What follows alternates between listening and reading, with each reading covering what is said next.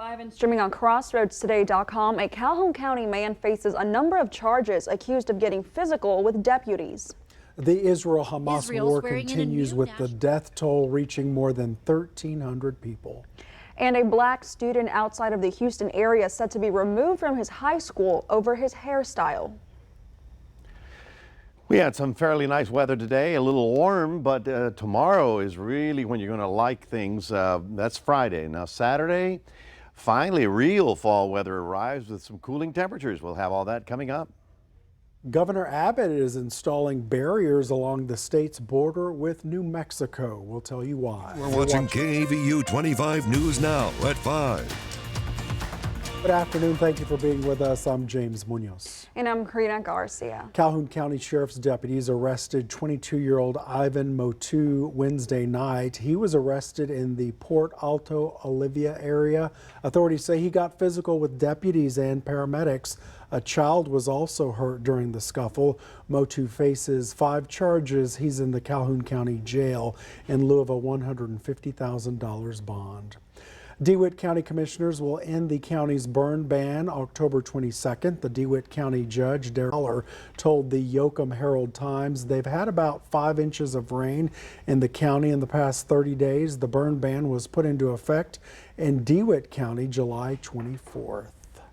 All right, you looking forward to the eclipse Saturday? What are you going to do? If I'm outside, yeah, okay. Looking forward to it. But protect your eyes, right. Be careful. Mac tells us there's a special way. He knows everything. Yeah. Mac, what do you know? Yeah, as a matter of fact, at the end of the show, I'm going to show you a contraption, a little science experiment to show you how to look at the solar eclipse, because you can't really look at it, the sun, okay? Just remember that. We'll be talking about it. You'll have a whole hour to probably look at it. Temperatures today got up into the 80s again. Tomorrow, that's Friday, still in the 80s, but then Saturday, the big cool front comes in and it's going to feel like October this coming weekend. That's because it is October, so we'll have all that coming up in just a moment. Mac, thank you. A new unity government was formed in Israel following last weekend's attack, killing at least 1,400 Israelis. The death toll is rising in Gaza with more than 1,400 people killed and more than 6,000 people hurt. Israel swearing in a new national unity government following last weekend's intelligence failure, which allowed hundreds of Hamas terrorists to sneak into the country, killing at least 1,200 Israeli citizens. It's hoped the move will restore confidence in the government to keep the people safe. Israel's defense forces continue their retaliatory airstrikes on Hamas targets in Gaza. Officials say they are focused on killing Hamas leaders and their terrorist fighters in retaliation for the savage attack on innocent Israelis. Men, women, and children in the Jewish state slaughtered by Hamas in their homes and on the streets. Prime Minister Benjamin Netanyahu calling Hamas an enemy of civilization. No leader should meet them. No country should harbor them. And those that do should be sanctioned. A suspected Hamas terrorist appeared with a knife Thursday at the grounds of the music festival in southern Israel, where hundreds of concertgoers were killed. Israeli soldiers immediately subduing the suspect. In Gaza, residents are desperately searching for safe spaces, thousands seeking shelter in UN facilities across Gaza. The blockade by Israel's military has left the Palestinian people without food, water, and electricity, hospitals overwhelmed, struggling to treat the more than 6,000 wounded by Israeli airstrikes. There were a lot of bombings around us.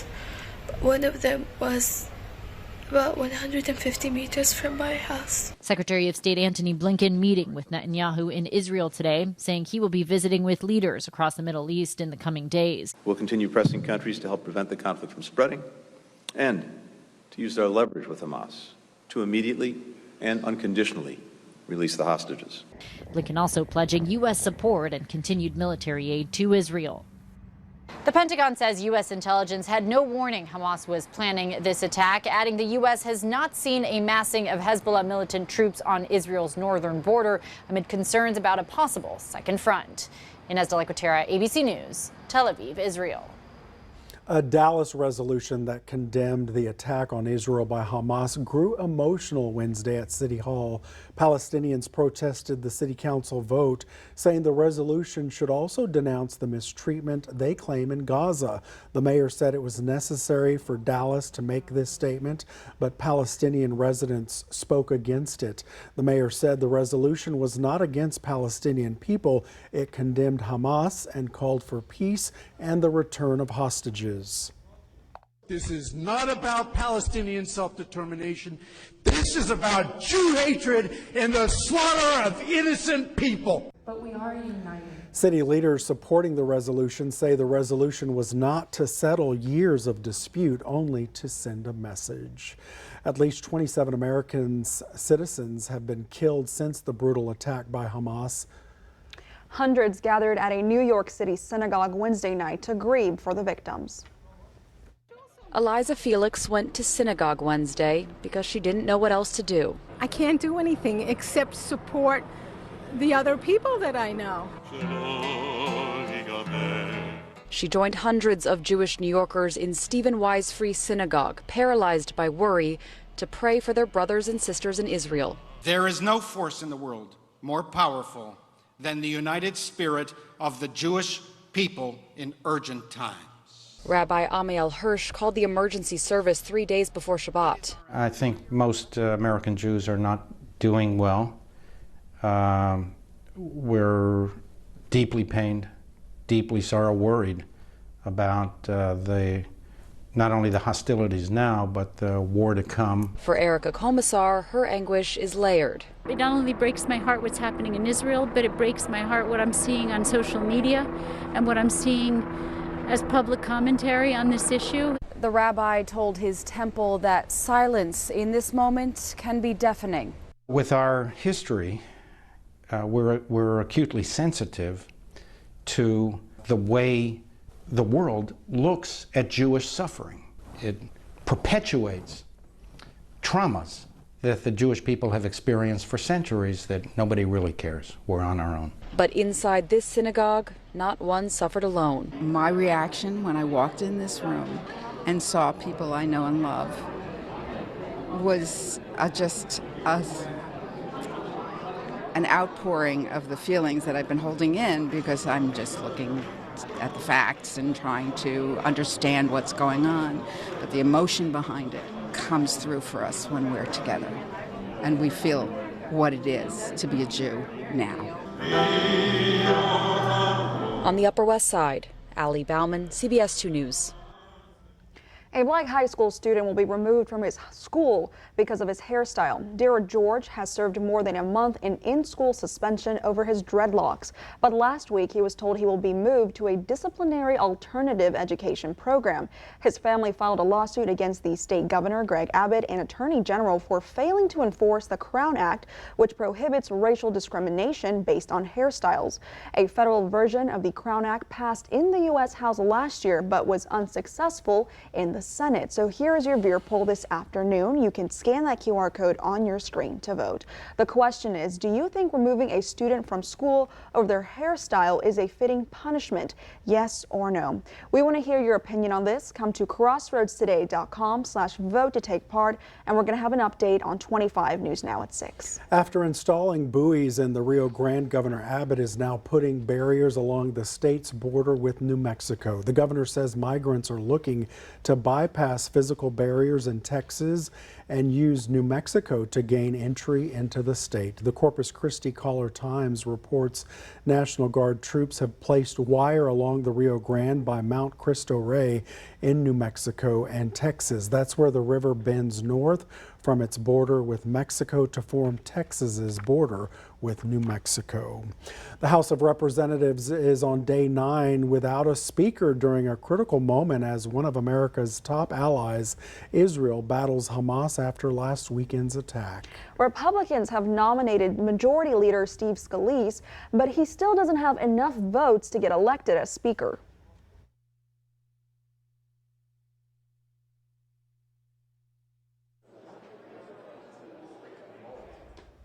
And we'll bring back that story after the break. Shifting gears, 2 balloon pilots from Poland were competing in a long-distance race when their hydrogen-filled balloon crashed in Kaufman County. Cell phone video captured the intense moment Monday night. The gas balloon struck a high-voltage power line before falling to the ground and bursting into flames. Some Good Samaritans had already taken one pilot out of the fiery basket.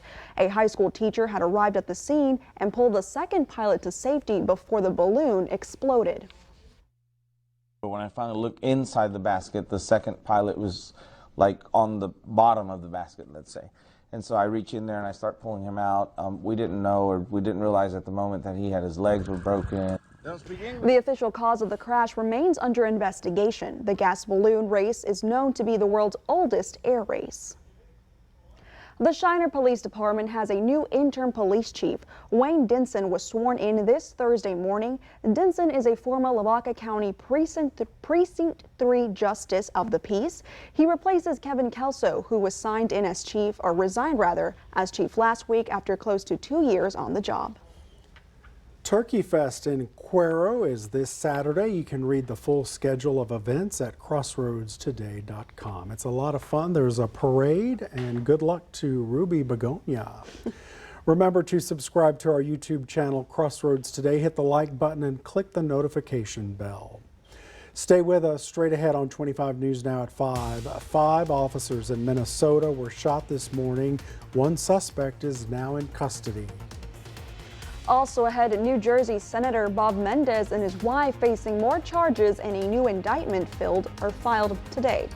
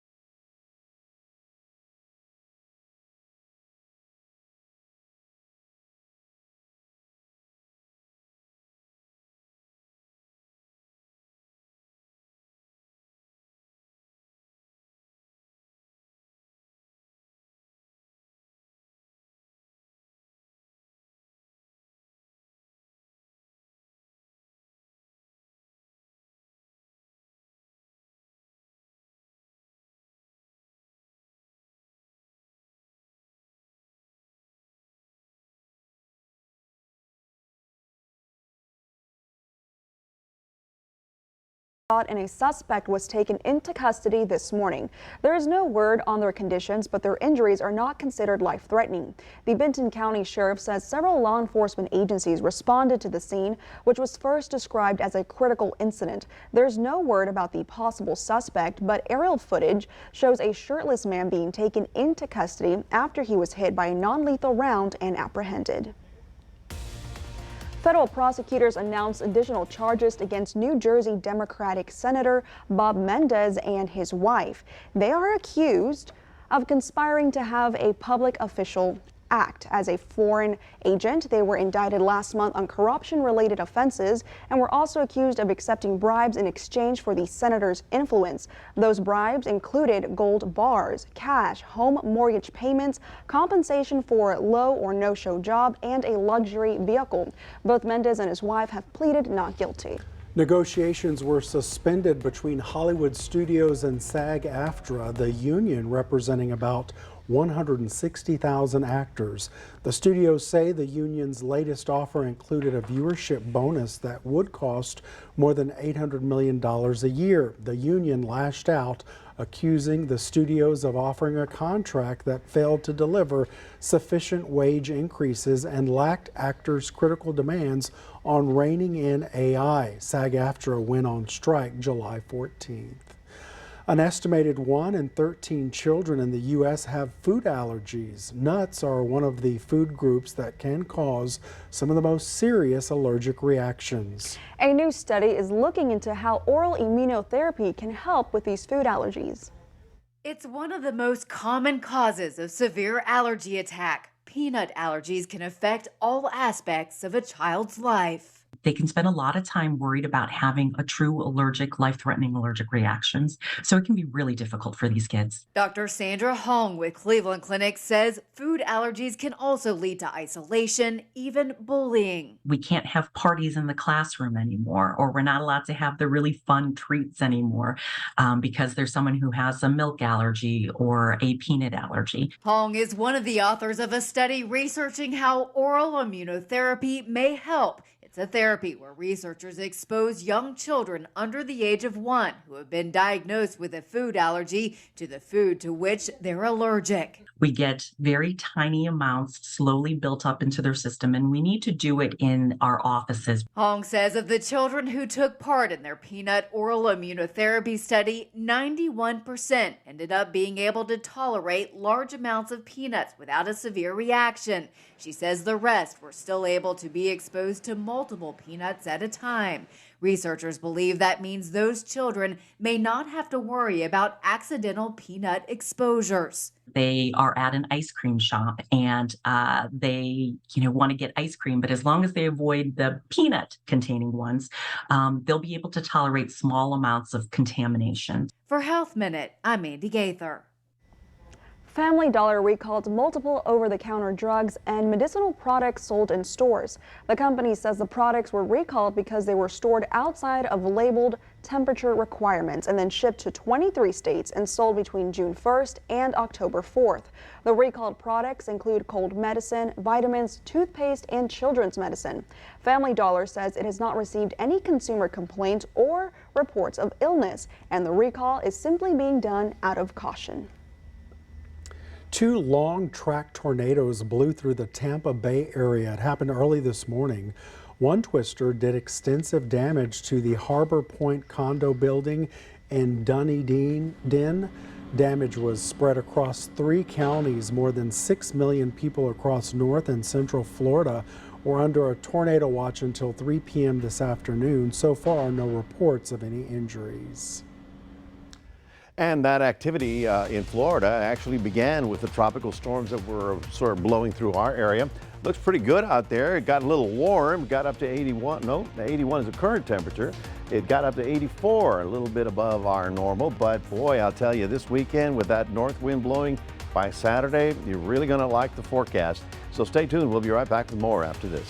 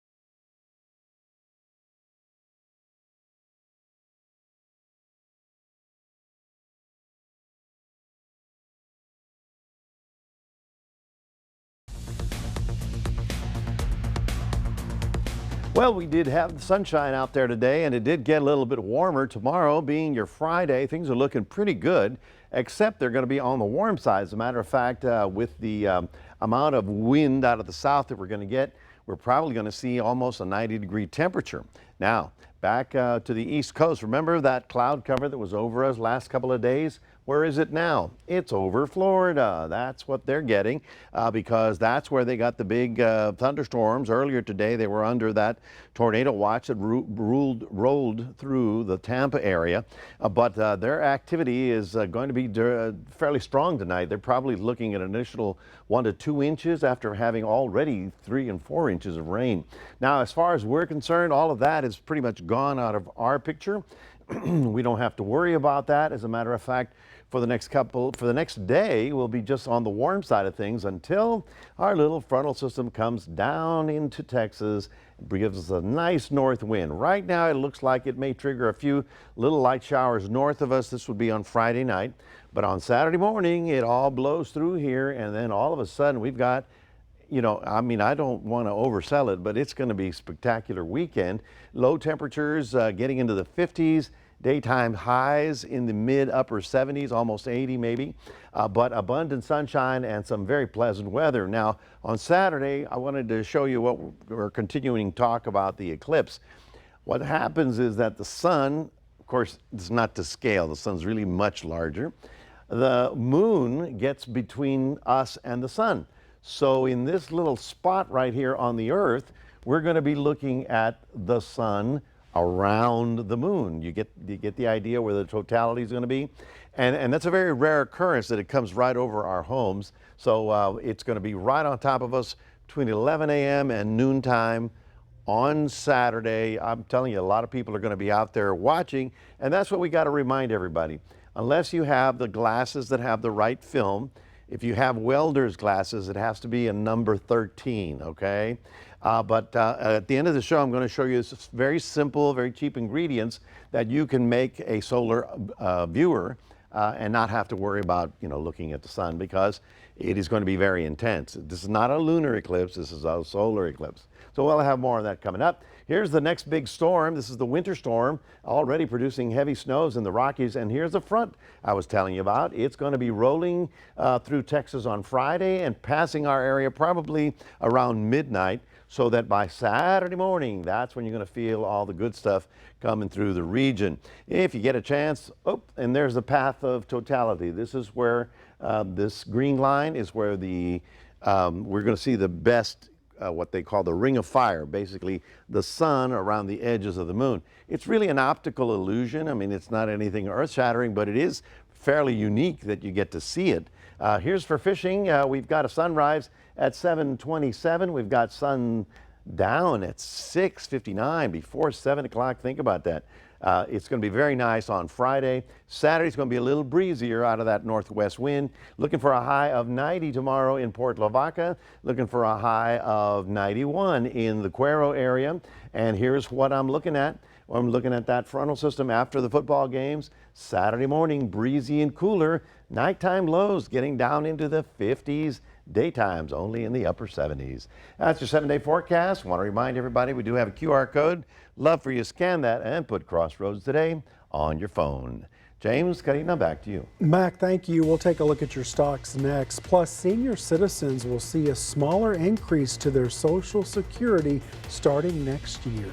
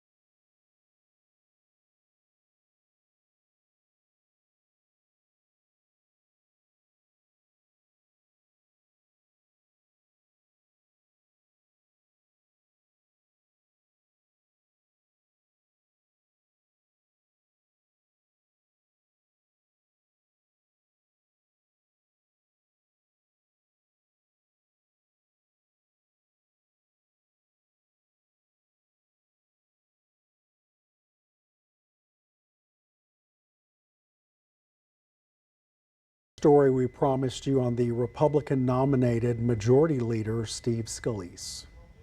Republicans are huddling behind closed doors again this afternoon to try and find a path forward for Majority Leader Steve Scalise to become the next Speaker of the House. The chamber still cannot conduct business without a leader. The chair declares the House in recess, subject to the call of the chair. Scalise narrowly won the nomination Wednesday, getting 113 votes to Judiciary Chairman Jim Jordan's 99. And we're going to continue to go through this process as we grow our support, work towards getting this resolved and getting the House back open.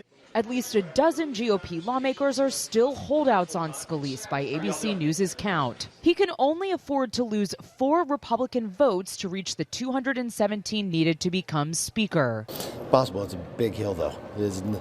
He told a lot of people he's going to be at 150, and he wasn't there. Some Republican lawmakers expressing frustration. Your vote is for your constituents. It's not for your personal grievances, but that's unfortunately what I keep seeing. And also noting the chamber can't work while a war unfolds in the Middle East. If we don't have a speaker, we can't assist Israel. President Biden has said he will request additional supplemental funding for Israel soon. One Republican senator is hopeful that the House will have leadership by that time. By the time we're ready to know what it is we need to do for Israel and beyond what we already do and whatever existing authorities are, I think they'll be in a position and they'll be in place to be able to deliver on that. I really do. While Congress is in limbo, the Biden administration has been able to send munitions, warships, and air defense to Israel, according to the Secretary of Defense. On Capitol Hill, Liz Landers, ABC News. Taking a look at your stocks, the Dow down 173 points, the S&P 500 down 27 points, and the Nasdaq down 86 points. Oil down 58 cents, closing at $82.51 a barrel. The Social Security Administration announced Social Security recipients will receive a yearly cost of living adjustment of 3.2% for 2024, meaning the monthly payments will be raised by an average of $59 beginning in January. It's a much smaller increase than the inflation-fueled boost of the past 2 years. The yearly adjustments is based on inflation metric from August through October, which has cooled after being around a decade's high last year. Consumer price inflation increased more than expected last month. New data released show price increases remained elevated as year-high gas prices kept inflation up. The CPI rose 3.7% for the 12 months ending in September, slightly above economists' expectations. Consensus estimates were for a 3.6% rise, which would be a slight decline from August's 3.7% gain. Lufkin in East Texas, of about 34,000 people, I used to live there, applied to the state's Cultural Districts program, but was rejected by the state. You can read more about this story by the Texas Tribune at our website, crossroadstoday.com. Stay with us. We'll take one last look at your forecast. Plus Taylor Swift and Beyonce showed up in Los Angeles for the premiere of the Eras Tour movie. Plus, here's a look at world news tonight, right after 25 News Now at 5. Tonight, after the haunting massacre in Israel and as new airstrikes hit Gaza. This is a massive bombardment right now. The latest on this historic deadly war. David Muir and team report from Israel tonight on World News Tonight with David Muir.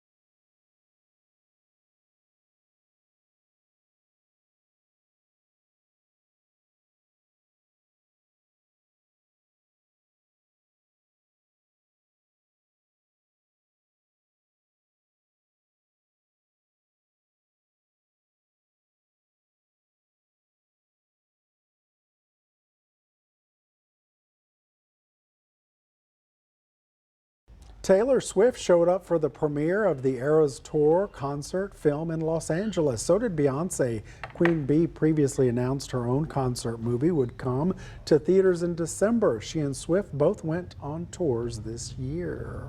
All righty, go girls. But before we go to the weather, are you Speaking of stars.